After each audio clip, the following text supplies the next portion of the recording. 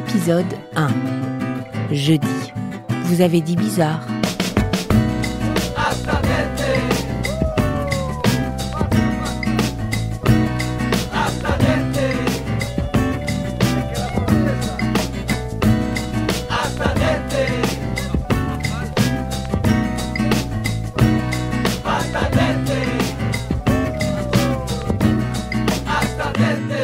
Vous avez déjà regardé le monde autour de vous en vous demandant ce qui n'allait pas?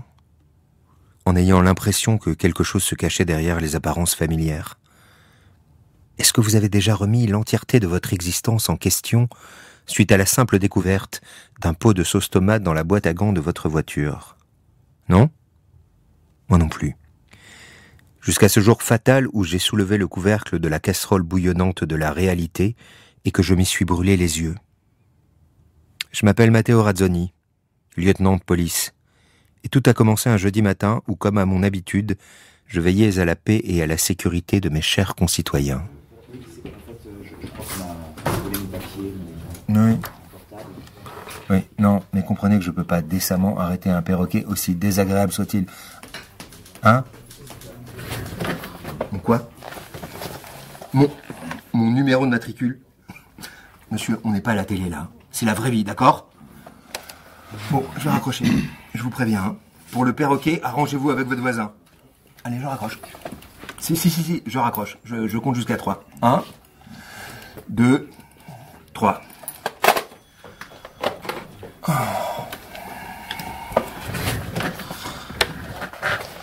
Mais qu'est-ce qui m'a pris de compter jusqu'à 3, moi? T'es qui? Quelqu'un de très seul, j'imagine. Comment ça? Non, rien. Karim? Ouais. Il reste du café? Bah oui, je pense. Ouais. Et carrément en chercher un? Bah non. Mais quoi, non? Bah je vais pas aller te chercher ton café, ça va pas ou quoi? Vas-y toi-même, moi aussi j'ai du boulot là. Oh. Tu sais que de ma place, je vois l'écran de ton ordinateur? Hein?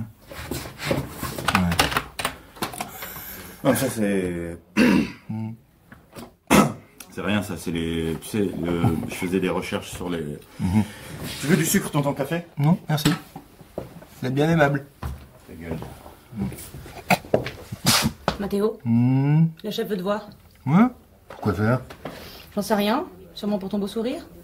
Ou alors, elle a besoin d'un deuxième avis sur la déco de son bureau. Ah, ça va, j'y vais.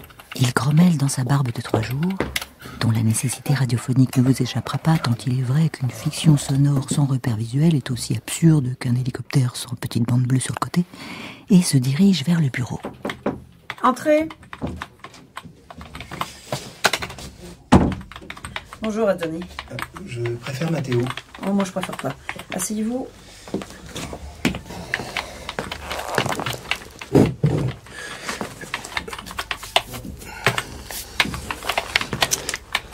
C'est à quel sujet, chef? Vous êtes très occupé en ce moment? Là, j'allais traiter la plainte d'un type dont le voisin l'empêche de dormir en jouant du violon toute la nuit. Je comptais lui suggérer de s'acheter un tuba pour l'accompagner. Donc, rien d'important. J'en déduis que vous n'êtes pas musicienne. J'ai besoin que vous alliez enquêter sur un cas. Enfin, je sais pas très bien comment le définir, justement. Mais voilà, comme vous aimez les trucs bizarres, je me suis dit, tant qu'à faire... Non, les trucs bizarres. N'importe quoi, j'aime pas les trucs bizarres. Adoni, que lisez-vous en ce moment?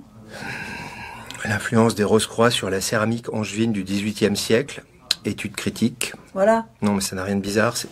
Il est interrompu par un geste de la chef, que l'on entendra grâce au frottement de sa chemise bleue pâle à fine rayure, 90% coton, 10% synthétique, ni particulièrement froissée, ni particulièrement repassée. En remontant ce qu'ils croyaient être un trafic de drogue, les types des stupes sont tombés sur une cache contenant 50 kilos de ramen. De ramen? Oui, les bouillons de nouilles japonaises, en sachet, 50 kilos. Ainsi qu'une collection de sabres en bois et des symboles étranges dessinés sur un mur. Et pourquoi aller creuser cette incroyable découverte? Il y a aussi des traces de poudre et toute une série de tracts, comment dire... Bizarre. Voilà, bizarre si vous voulez. Non, moi je veux rien du tout. Bref, j'aimerais que vous jetiez un œil là-dessus. Vu l'ambiance actuelle, on préfère vérifier. Voilà tout ce qu'il y a à savoir, c'est-à-dire pas grand-chose. Elle lui tend un dossier en carton, vert, foncé. Votre confiance m'honore. Allez, du vent, j'ai du travail. Chef, oui, chef.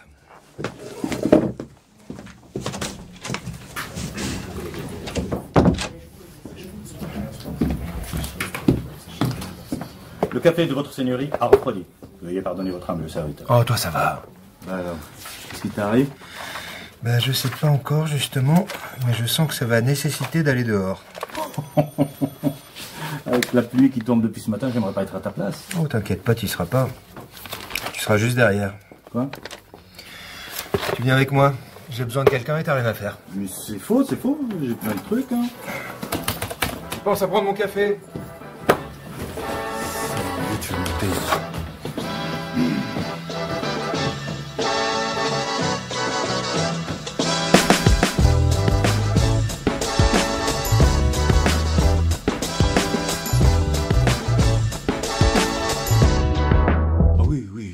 C'est évident.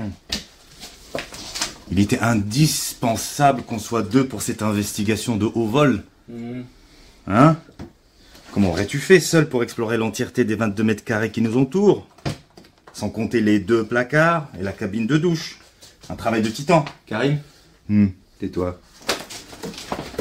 En plus, j'ai la dalle avec cette histoire de ramen. D'ailleurs, c'est quoi ce délire? 50 kilos de ramen, c'est quoi? Un banquet pour étudiants fauchés? C'est justement ce que j'aimerais comprendre. La vache! Quoi? On est mauvais à ce point, tu crois? À quel point? Au point qu'on nous mette sur l'affaire du siècle. Le mystère des ramen oubliés. Un temps, le doute plane. Un ange passe. Un pigeon vole. Embouteillage aérien. Tais-toi.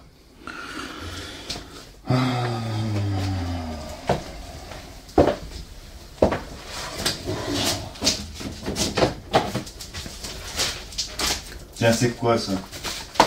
Ah ouais, la chef m'avait parlé de tract.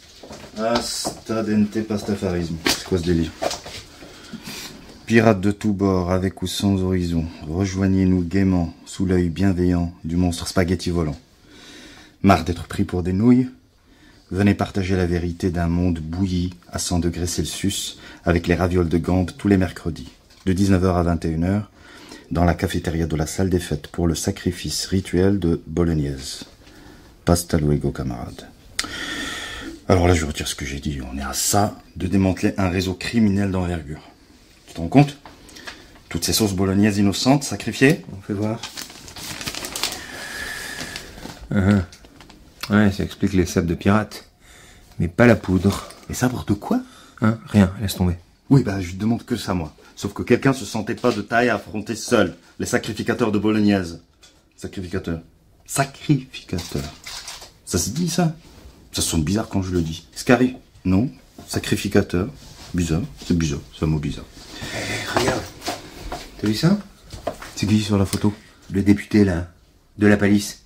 C'était au milieu des tracts. Et derrière, il y a son adresse et ça. Pasta cible. Écoute, ça ressemble juste à une mauvaise blague. Rien de plus. Regarde. Ils lui ont même fait une fausse moustache et un nez de clown. Peut-être. Mais il a reçu suffisamment de lettres de menaces depuis son délire sur les crèches. De quoi? Quelle crèche? T'as pas suivi ça? Non. Les types comme lui me débectent. Je suis incapable de les écouter plus de 20 secondes. Les crèches de Noël, là, le petit Jésus et compagnie. Le mec veut carrément les imposer dans les lieux publics. Écoles, bibliothèques, mairies. Et ça passera jamais, ça. Bah non. Il veut juste attirer l'attention. Et ça marche. Mais bon, à part attiser les tensions entre religions... Ouais, bah je vais te dire. S'il se prépare un attentat à la carbonara ou un bombardement de cannelloni sur lui, je vais pas m'affoler. Il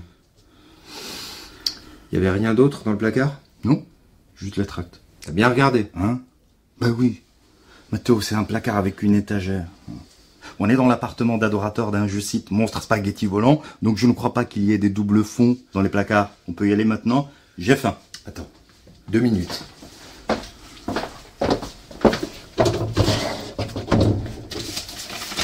C'était une blague, Mathéo, sérieusement. Qu'est-ce que tu crois que... Clic?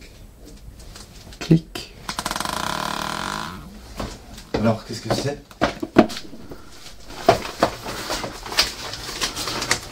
Une enveloppe.